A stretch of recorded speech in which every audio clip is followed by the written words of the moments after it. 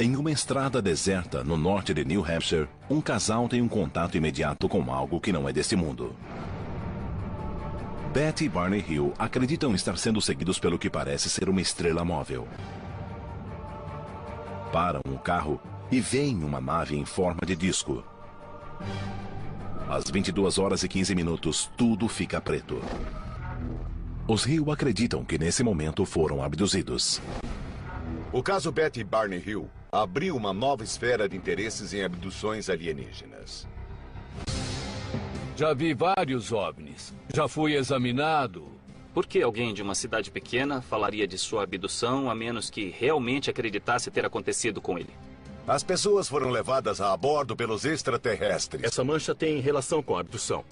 Eram relacionados biologicamente. Munida de novas pistas e evidência física nunca vistas, a equipe examina os fenômenos de abdução alienígena. Este é um caso importante, com a melhor evidência de todos os casos de abdução por aí. E mostra em primeira mão uma cirurgia para remover um suposto implante alienígena. Não tenho como explicar a presença disso. E submetê-lo a exaustivas análises em laboratório. Nós detectamos uma frequência de rádio. O objeto se move sozinho. É estranho. Abduções alienígenas, um fenômeno psicológico. Ele gostaria de acreditar que foi abduzido, mas tudo pode ser um incrível embuste. Ou realidade. Os céticos não sabem do que estão falando. A equipe da revista UFO abre o caso número 61203. Abduções.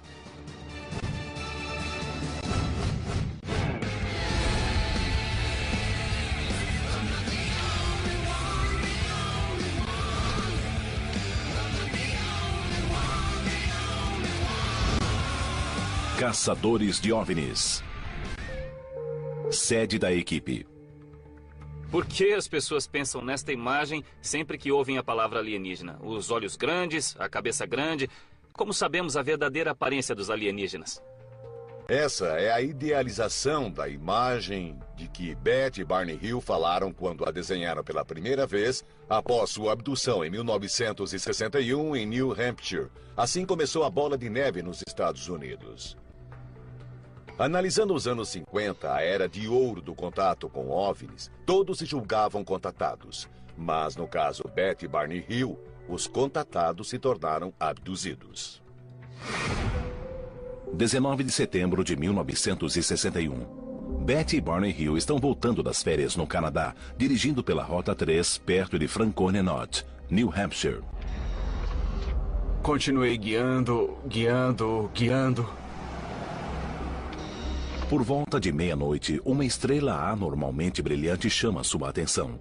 A princípio, o casal fica intrigado. Eu a vi passando atrás do meu carro. Depois, aterrorizado. Está lá, está acima de nós, Beth. Veja. Eles percebem que a luz no céu parece segui-los. Eu corria tentando fugir. O que acreditavam ser apenas uma estrela brilhante torna-se, aos olhos de Barney, uma nave flutuante de 25 metros com uma fileira dupla de janelas. Fiz uma curva. O disco o segue voando diretamente sobre o carro. Não sei por que tive de fazer aquela curva. Eu não sei por que fiz a curva. Eu estava perdido. E de repente, as lembranças do casal recomeçam na viagem pela Rota 3. Para sua surpresa, de alguma forma, horas haviam se passado. Apesar de se lembrarem conscientemente de aspectos de todo o incidente, não se lembram do que aconteceu entre a hora em que viram a astronave e a hora em que estavam no carro voltando para casa. Conforme relatado no best-seller Jornada Interrompida, que apresentou o caso Hill ao mundo, ambos teriam se lembrado, sob hipnose, de lutar com pequenas criaturas humanoides. Eles afirmam que os alienígenas pareciam vê-los como espécimes de laboratório. Um dos aspectos mais importantes do caso Hill é a alegação de que a abdução deixara evidências físicas. Se vocês forem a New Hampshire, podemos reabrir o caso. Se conseguirem as evidências, conheço laboratórios que podem analisá-las. Cada um faz seu trabalho. Vamos fazer as malas e partir para New Hampshire.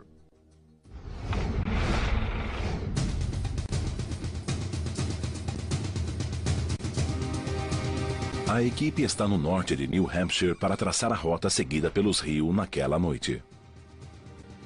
Não dá para estudar OVNIs sem ponderar seriamente a possibilidade de que interajam conosco. Portanto, não se pode eliminar o fenômeno de abdução. Vamos encontrar Cat Marden, sobrinha de Betty, que já vivia com eles na época da abdução. Ela foi testemunha do que aconteceu com Betty e Barney naquela noite. Cat Marden tinha 13 anos quando soube da abdução dos Hill. Após a morte de Barney, em 25 de fevereiro de 1969, Betty ficou mais próxima de Cat. Oi. A quem confiou detalhes particulares da experiência. Com a morte de Betty em 2004, Cat se tornou a maior autoridade no assunto. Seu livro dá mais detalhes do caso. Estamos indo em direção ao primeiro encontro, certo? Isso mesmo, o primeiro local onde Betty e Barney pararam o carro e saíram com os binóculos para ver a nave. Segundo Cat, houve 3 lugares diferentes onde o casal viu a suposta nave ao longo da Rota 3. Primeiro na área de piquenique de Monte Cleveland, 27 quilômetros ao sul de Lancaster. O segundo perto do Monte Cannon e, por fim, em um lago 1,5 km ao sul de Indian Head, o local da suposta abdução. Este é o lugar, a área de piquenique de Monte Cleveland. Foi a primeira parada de Betty e Barney. Os olhos de Betty foram atraídos para uma luz no céu. Betty pegou os binóculos primeiro e olhou para a lua. Certo. Quando estava olhando, ela viu uma nave de forma estranha. Piscava luzes multicoloridas enquanto passava em frente à lua. A nave imediatamente mergulhou sem qualquer som. Eles ficaram perplexos. Naquele instante, ela viu a forma do objeto, que parecia estar girando, piscando luzes branco-azuladas, movendo-se num padrão de degraus. Naquele momento, o objeto parecia pular no céu. Da primeira vez, a nave se moveu para noroeste, na direção de Vermont, quando passou sobre a linha teleférica do Monte Cannon. Barney voltou a dirigir correndo para a segurança da cidade mais próxima, mas a nave continuou a seguir o carro. A nave se virou mais adiante, parou e desceu a cerca de 30 metros do carro, fazendo Barney pará-lo no meio da estrada. Ele olhou para a nave. Havia cerca de 8 a 11 figuras na janela olhando para Barney. Ele quis sair dali bem rápido. Eu me apressei em fugir. Continuei guiando e fiz uma curva. Barney virou à esquerda numa estrada de terra. Mas havia de 6 a 8 homens na estrada. O casal ficou confuso. O que eles faziam na estrada? Eles não tinham ideia, e só quando o grupo se dividiu em 2, se aproximando do carro, eles perceberam que não eram humanos. Foi quando a situação mudou drasticamente. Os homens abriram a porta e tiraram Betty do carro. Arrastaram Barney para o bosque onde a nave esperava. O suposto local de abdução dos Hill era apenas campo e floresta em 1961. Esse foi o momento em que parecem ter passado de viajantes assustados em uma estrada escura a pessoas abduzidas por criaturas de outro planeta. Foram trazidos da estrada para cá? Isso mesmo. E levados a bordo da nave aqui. Sob hipnose, ambos revelaram ter subido uma rampa. Betty começou a lutar com os homens e seu vestido se rasgou. Ela foi levada a bordo da nave e Barney foi levado a uma sala adiante. Nesse ponto, foram submetidos a vários experimentos médicos. Experimentos médicos e remoção de amostras de seus corpos. Segundo seu relato, quando Betty perguntou à entidade alienígena de onde vinham, eles mostraram um mapa tridimensional de estrelas ligadas por várias linhas. Incrivelmente, durante uma sessão hipnótica 6 meses depois, Betty pôde recriar precisamente esse mapa estelar. Terminados os experimentos, os Hill teriam sido levados de volta ao carro.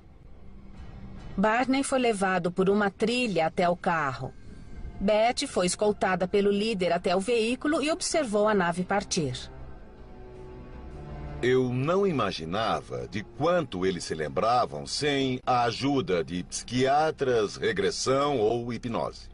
Nas primeiras horas da manhã após o incidente, em 20 de setembro de 1961, os Hill voltaram para casa. Sabiam que algo havia acontecido, mas havia um lapso de 2 horas. Mais tarde, naquele dia, Betty notou algo estranho no vestido que usara na noite anterior. Um pó cor-de-rosa desconhecido cobria o vestido.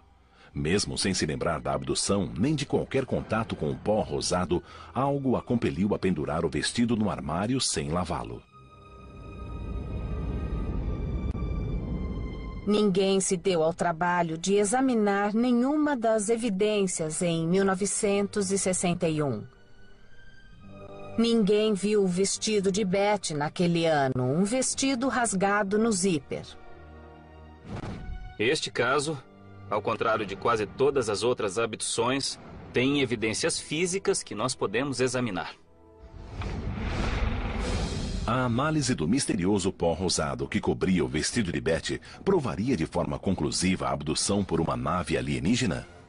Este é um caso importante, com a melhor evidência de todos os casos de abdução por aí. A equipe analisa uma amostra de 10 por 5 centímetros do vestido para rastrear os restos do pó rosado. Os céticos não sabem do que estão falando. A abdução dos Hill entrou na cultura popular através do livro Jornada Interrompida, de 1966. O livro se tornou best-seller quando a revista Look fez uma série sobre a história em suas edições de 4 e 18 de outubro daquele ano. Ele olhou para baixo, de forma impessoal. Senti-me como um inseto esperando para ser apanhado, como se fosse um tipo de espécime. Foi uma sensação assustadora. Em 1975, o livro deu origem ao filme para a televisão O Incidente UFO com James Earl Jones. Está chegando perto. Não está. Não está chegando perto. Ele está lá em cima. Betty, quer que eu acredite em quê? Quais são os critérios para a abdução alienígena? Segundo as pessoas que estudam isso, o abduzido deve ser levado contra sua vontade. Depois, os alienígenas devem transportar o abduzido a algum lugar, geralmente a uma nave-mãe. Finalmente, a pessoa é devolvida a algum lugar e sente que há um lapso de tempo, como Betty Barney Hill. Bom, para mim o problema é que várias pessoas dizem que foram abduzidas. E a mídia publica essas coisas, o que propaga o mito da aparência de homenzinhos verdes e dos discos voadores. E, além disso, as pessoas leem isso e têm as próprias experiências e tendem a adaptá-las a isso.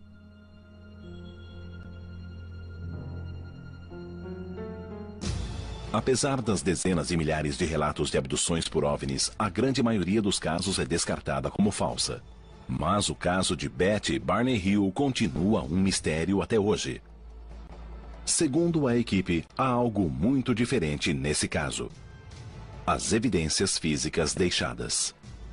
Havia pontos extremamente brilhantes na carroceria do carro. Havia grandes pontos brilhantes na carroceria do carro. Do tamanho de uma moeda de $1. Felizmente, tínhamos um vizinho que era físico e recomendou que Betty andasse com uma bússola em volta do carro para ver como a agulha iria reagir. É só levar a bússola para perto do carro e a agulha fica girando, girando e girando. Se puséssemos a bússola em qualquer lugar que não ali, a agulha parava. A Betty Hill contou que houve um certo atrito físico durante o episódio. Que, quando se pergunta como está o vestido, Bom, ele está fisicamente danificado. O zíper está rasgado, parte do tecido está descolado e há contaminantes nele, manchas por toda parte.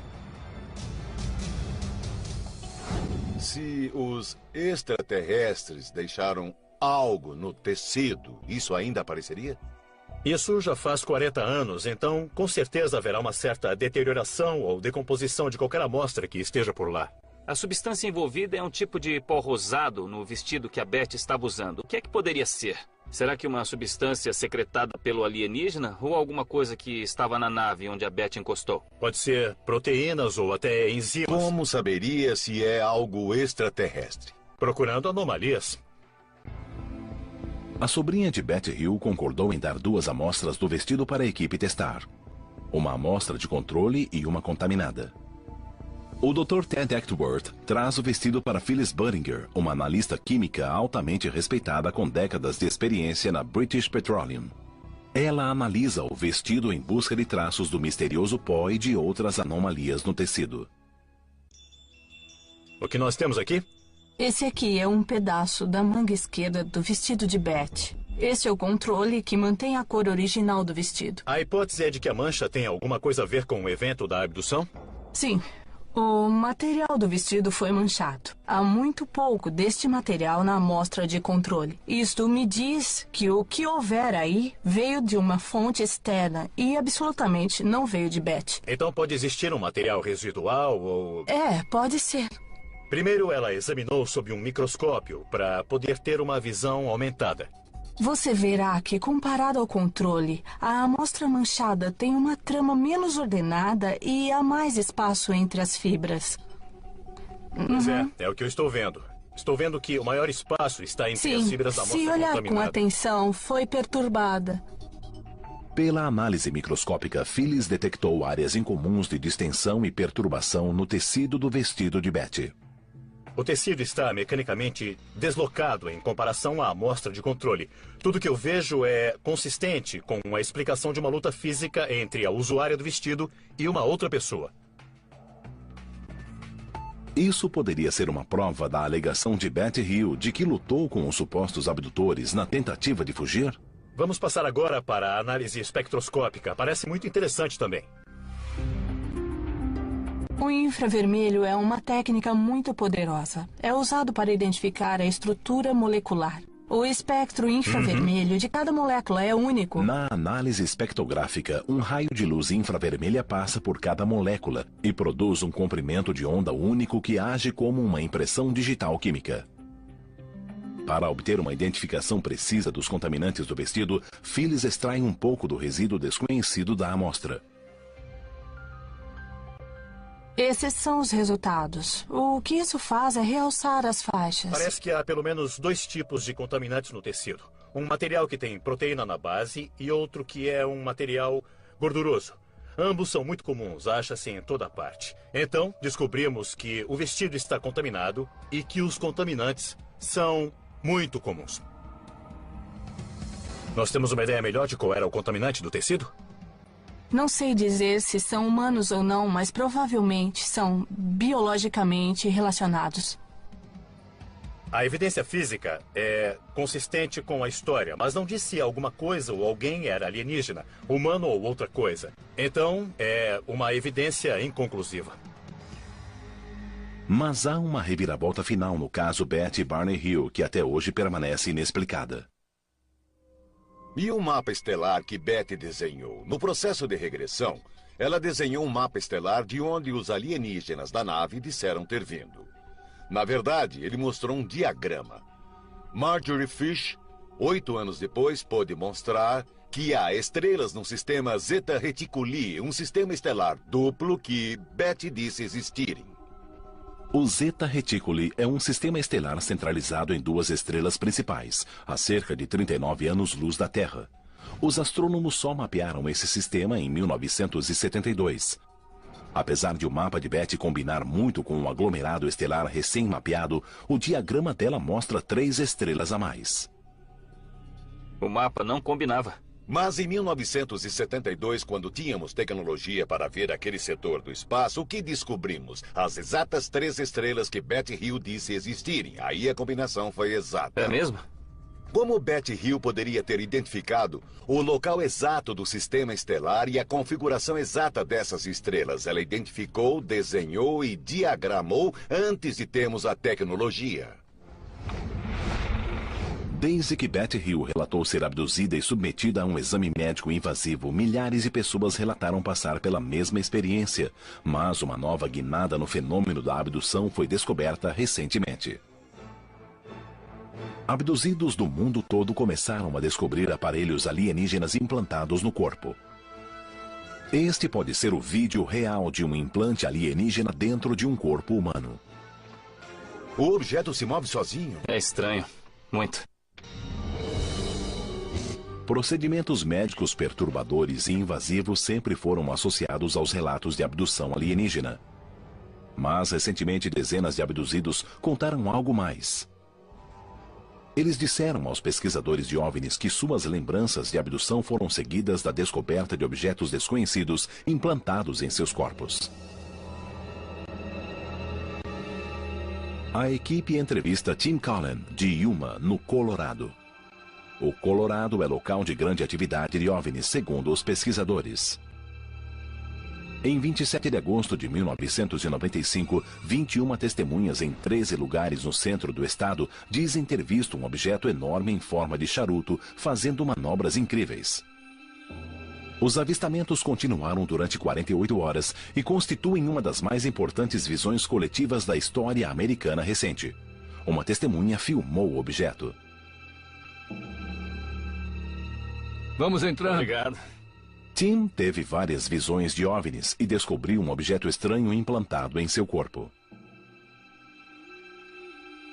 Começou em maio de 1978. Estava indo para casa, vindo de Denver com minha esposa. Íamos pela rodovia 59 e um OVNI desceu na nossa frente. Tinha uns 30 metros de comprimento, 6 de largura e 3 de altura.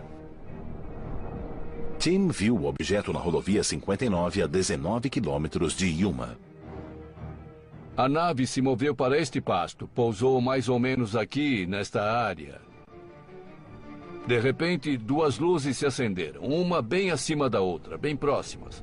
Parece que ficamos ali 4 ou 5 minutos. Aí eu disse para minha esposa que era melhor a gente ir para a cidade. 4 anos depois, achei este pedaço de metal em meu braço. Não há cicatriz que marque o ponto de entrada, e ressonâncias magnéticas realizadas antes do avistamento provam que não havia metal no braço de Cullen na época. Aqui está o objeto. Parece estar a poucos centímetros do seu pulso. A equipe consulta o Dr. Roger Lear, um cirurgião da Califórnia. O Dr. Lear removeu mais de uma dúzia de objetos de indivíduos com supostos implantes alienígenas. A maioria dos implantes nunca foi examinada. Dos que foram, todos eram de origem terrestre ou tiveram resultados inconclusivos. Tem como isso ser algum tipo de secreção biológica, sei lá, um depósito, alguma coisa assim? Absolutamente não. Os metais desse objeto não são secretados pelo corpo, são todos estranhos ao corpo. Você diria que se um objeto desse tamanho entrasse externamente, haveria uma cicatriz discernível? Tem de haver algum ponto de entrada. Olhamos o braço e não havia cicatriz alguma. Tá legal. O que eu acho é que eu recebi a opinião de outro médico que diz que o objeto é anormal e já fez 3 exames de laboratório nele. Os 3 laboratórios disseram que é um objeto muito incomum. A minha preocupação é que seja só um pedaço de metal que entrou de algum modo no corpo dele. Além disso, o objeto não causou rejeição ou reação inflamatória no corpo de Tim. Na verdade, na remoção descobriu-se que o organismo havia cercado o implante com um grande feixe de nervos, uma reação altamente anormal à presença de material estranho. Você disse que havia tecido em volta disto. Será que a gente pode ver o vídeo? Claro. O objeto também mostrou um comportamento anormal durante a remoção cirúrgica. Todo o evento foi filmado. Este é o vídeo da operação? Veja o tamanho disso, Pat, vê? Lá está, veja como se move. Veja, aí está a prova, lá está se movendo, vê isso? O objeto se move sozinho, a ferramenta não o empurra. Eu não olhei de perto. Está se movendo. dentro do braço de Tim. Eu não posso estar 100% convencido até aumentar bem e notar algo totalmente bizarro e que me impressione e me convença de que, sabe, que aquilo é mesmo um objeto alienígena. Não sei o que é. Dá pra vê-lo se mover. Não estou tocando nele. Agora eu pausei o vídeo. Pode-se ver que nada encosta nele. Está longe. Vamos passar de novo. Viu isso? Ele pulou pra longe. Pulou de novo. Tá pulando. Veja como está se afastando. Tá rolando agora? Veja. É interessante. Veja isso. Ele tenta... Isso é muito bizarro. Está se movendo sozinho. O que o faz se mover? Não está sendo tocado pelo hemostato. Não está sendo tocado por coisa alguma. Não há fluidos ali. Não se vê nenhum fluido no braço. Está se movendo pelo tecido, por força própria. Eu não sei o que pensar. Eu realmente não sei o que pensar. Se não há fluidos, porque a coisa está se movendo sozinha. Eu não sei o que pensar. É uma coisa muito estranha. Embora a equipe considere notável a evidência de Tim, há casos ainda mais intrigantes de implantes deixados após supostas abduções. 11 de dezembro de 2007. Um homem de 49 anos da Pensilvânia, Jeff Harvey, contata a equipe. Sabe de uma coisa? Vamos para o escritório. Vamos lá. Em 2001, ele teve uma doença diagnosticada como envenenamento por metal pesado. Pode entrar. A causa do envenenamento nunca foi determinada. Ao mesmo tempo, ele descobriu algo estranho escondido no alto da coxa. Quando percebeu que tinha um objeto ou algo dentro de você? Acontece que comecei a perder muito peso. Eu pesava 100 quilos. Peso 63 quilos agora. Perdi muito peso. Fiquei muito doente. Se tem alguma coisa a ver com isso, eu quero tirar e quero que seja totalmente analisado para saber o que é. E por que você acha que tem a ver com OVNIs? É uma das possibilidades que eu pesquiso. Quando Jeff tinha 8 anos, em 1967, ele e o pai avistaram um OVNI quando moravam em Huntsdale, na Pensilvânia, perto de Scranton. Meu pai e eu estávamos pescando às margens do rio Lackawaxen e acima das árvores, ele apareceu. Soltava fumaça por trás. Tinha formato circular e forma de tigela na base. Você teve alguma lembrança de sentir o nódulo ser posto em sua perna? Essa é a parte mais estranha. A Associação dos Veteranos disse que pode ser um fragmento de bala, mas nunca estive em batalha. Não há razão nenhuma para isso estar aí. Mas você tem experiência com avistamento de OVNIs. Talvez essa seja a ligação. Quando ocorre a remoção cirúrgica do suposto implante para análises para surpresa da equipe, nós detectamos uma frequência de rádio.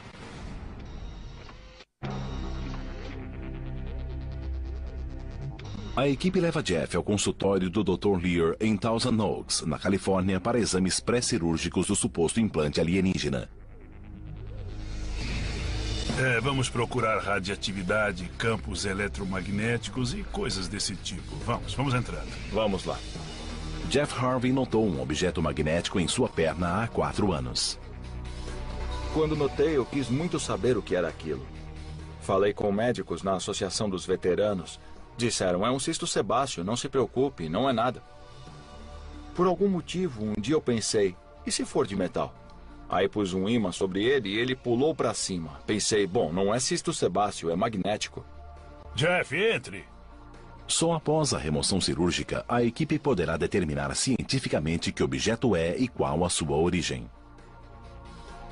Este é o osso principal. E aqui está o objeto. O objeto parece ser uma pequena bala pouco maior que um cartucho de festim, enterrada a 3 ou 4 milímetros da pele do alto da coxa direita de Jeff. Bom, em tamanho é muito similar ao que nós já vimos antes. É bem parecido. Jeff diz não ter ideia de como o objeto entrou em sua perna. Ele não se lembra de qualquer incidente que possa ter levado o metal a se alojar em seu corpo. Não há cicatriz perto do implante. Os outros que já removeu estavam tão perto da pele? Não, geralmente estão mais perto do osso, mas ele poderia estar mais no fundo e ter se movido na direção da superfície. Antes de fazer a cirurgia para remover o implante, temos que determinar que objeto é. Temos de fazer alguns testes de magnetismo e frequência de rádio. Este é um ímã com força de 113 quilos. Com ele, nós podemos conseguir uma boa força magnética. Se o objeto reagir ao campo magnético, ele deverá ser puxado para mais perto da pele. É este o ponto, Jeff? Bem aí. Ah, bem aqui. Sim, parece se destacar um pouco. Veja a pele. Sim, estou vendo. Está puxando uma pequena área circular. Isso mesmo. Quanto acha que está puxando? Uns 3 milímetros. Uns 3 milímetros. Agora vamos fazer testes de radioatividade, campos eletromagnéticos e também testes de frequência de rádio. Antes de removermos o implante, nós temos de ver se há algo detectável ocorrendo. Sabemos que é magnético. Talvez tenha radioatividade, talvez envie sinais de rádio. Temos de determinar se é só um pedaço de metal ou se tem um propósito maior. Jeff, este é um gaussímetro. Serve para detectar campos eletromagnéticos. Vejamos o que ocorre. Esse ruído é de um campo magnético muito forte. Está marcando 10 miligauss. É extremamente forte. É muito incomum um pequeno pedaço de metal emitir um sinal tão forte, a menos que esteja ligado a uma fonte de energia. Eu estou mais curioso agora que você fez a leitura da emissão. O próximo instrumento a ser usado é um detector de radiofrequência. Temos 2 faixas para verificar. Uma é dos gigahertz e a outra é dos megahertz. O Dr. Lear varre uma ampla faixa de radiofrequências possíveis, do início da faixa dos megahertz até o topo da faixa dos gigahertz. Megahertz é o comprimento de onda usado pela televisão e estações de rádio FM. Gigahertz é muito mais alto, usado por fornos de micro-ondas e telefones celulares, entre outros aparelhos. Está emitindo radiofrequência. Parece ser de 59,125254 GHz. Agora vamos ver a frequência de megahertz, que é 35,893 MHz.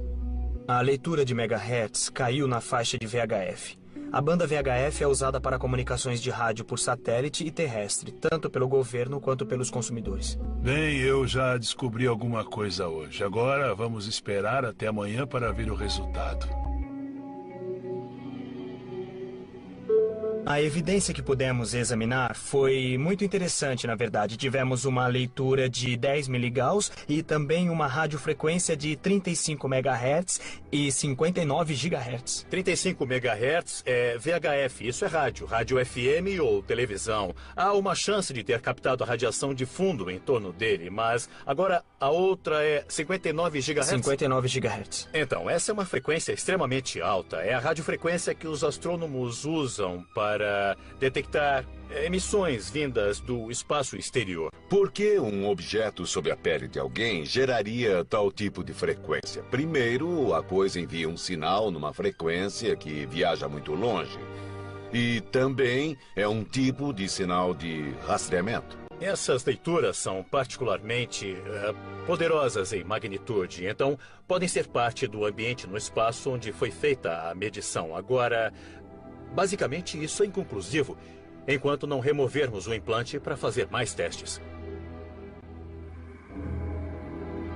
Muito bem, Jeff, esse é o local da cirurgia. Os sistemas estão prontos, a sala cirúrgica está pronta. Estou ansioso para ver o que nós vamos extrair. Antes da operação, a equipe médica extrai sangue de Jeff para que o objeto possa ser guardado no mesmo fluido em que esteve imerso. Certo, está pronto. Ótimo, obrigado. Na verdade, eu terei de voltar um pouco para achar essa coisa e... O Dr. John Matriciano, cirurgião-geral de Thousand Oaks, na Califórnia, irá conduzir a operação. Lá está. Olha lá. Finalmente. Eu vou usar anestesia local. Vamos por aqui, neste ponto marcado antes. Farei um pequeno corte na pele. Aqui.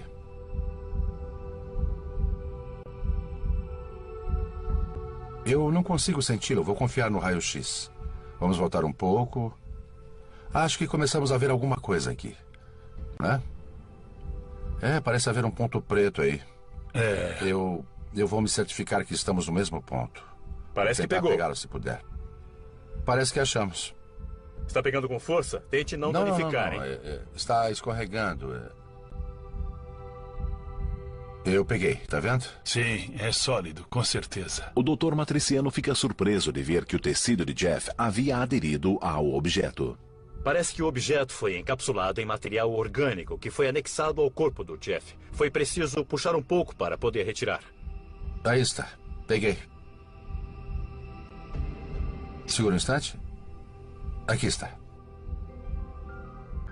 O tamanho do objeto foi surpreendente. Ele parecia mais chato e redondo. Fiquei mesmo surpreso que algo desse tamanho gerasse um sinal para fora do meu corpo. Já está no soro. Misture. Estou curioso para ver o que acontece, como todos. Agora que saiu, o que mudará? O próximo passo será levar o material para o laboratório e começar a examinar. Quando a equipe analisa o implante, aí está. Eles descobrem algo que ninguém esperava. Parece quase um pequeno meteorito.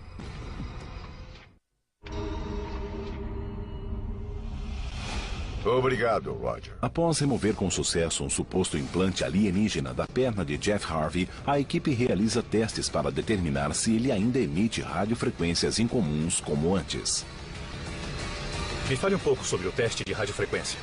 A radiofrequência foi simplesmente cancelada. Ela parou. O implante não está mais emitindo sinais. Eu não sei dizer se ele foi desligado ou então controlado para não funcionar mais, mas as frequências deste tipo de objeto implicam que há muito mais nele do que é possível ver. Oi, Richard. Trouxe a amostra de que falamos? Você mostra pra gente o microscópio óptico? Claro. O próximo passo é analisar o objeto em si. Seria algo identificável ou simplesmente um objeto anômalo? A equipe leva a amostra a Richard Madsen, do laboratório SEAL, em El Segundo, na Califórnia. Com 36 anos de experiência, esse é um dos principais laboratórios independentes dos Estados Unidos.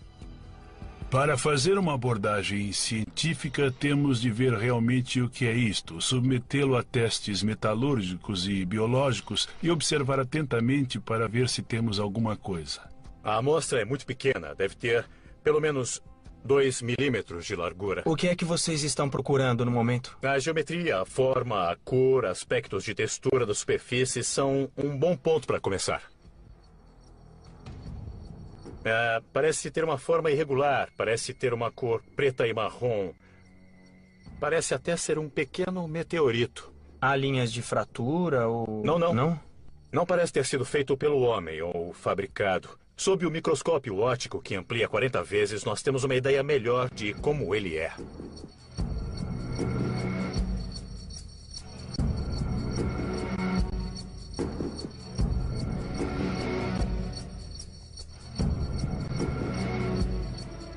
O objeto tem duas áreas distintas. Uma camada interna clara e uma camada externa escura. Eu vi a superfície externa e ela me pareceu escurecida ou queimada, podemos dizer. Pode ser ferrugem. Pode ser. Oxidação. Sim. Mas um exame mais atento revela uma terceira área, uma saliência incomum no objeto. Parece algo ressecado, como se fosse um tipo de gel.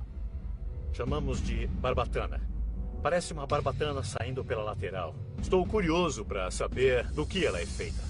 Este é um microscópio eletrônico de varredura. Nós temos uma fonte de elétrons que emite elétrons verticalmente para a amostra. Podemos varrer a amostra dos eixos X e Y. Podemos ter a difração do raio-X, que dará informações sobre os elementos que há na amostra.